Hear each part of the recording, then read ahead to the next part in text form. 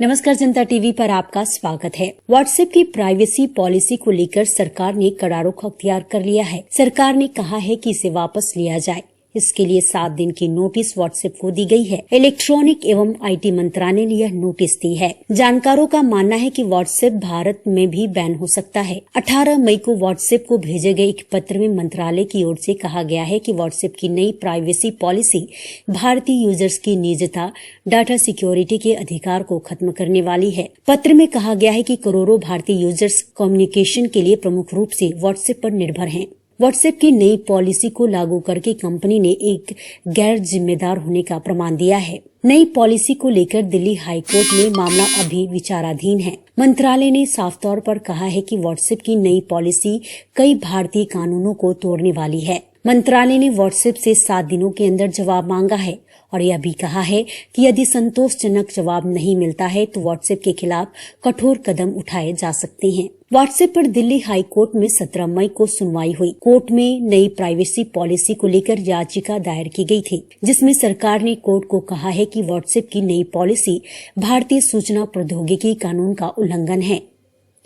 जबकि व्हाट्सएप का कहना है कि जो यूजर्स का डेटा ओला, ट्रू कॉलर, कू ऐप, जोमेटो और आरोग्य सेतु ऐप यूज करती है, वही डाटा हम भी ले रहे हैं।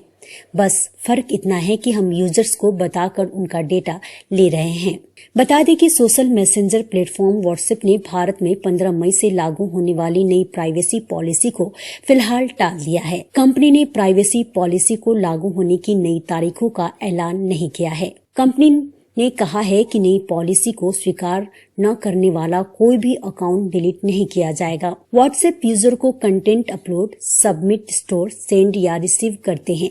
कंपनी उसका इस्तेमाल कहीं भी कर सकती है। कंपनी उस डेटा को शेयर भी कर सकती है। पहले दावा किया गया था कि अगर यूजर इस पॉलिसी को एग्री नहीं करता है तो वह अपने अकाउंट का इस्तेमाल नहीं कर सकेगा। हालांकि बाद में कंपनी ने इसे ऑप्शनल बताया था।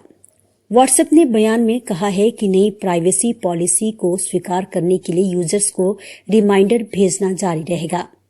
यह प्रक्रिया अगले कुछ सप्ताह तक जारी रहेगी। पहले यह नई प्राइवेसी पॉलिसी 8 फरवरी से लागू होनी थी, लेकिन विवाद बढ़ने के बाद इसे 15 मई के लिए टाल दिया था।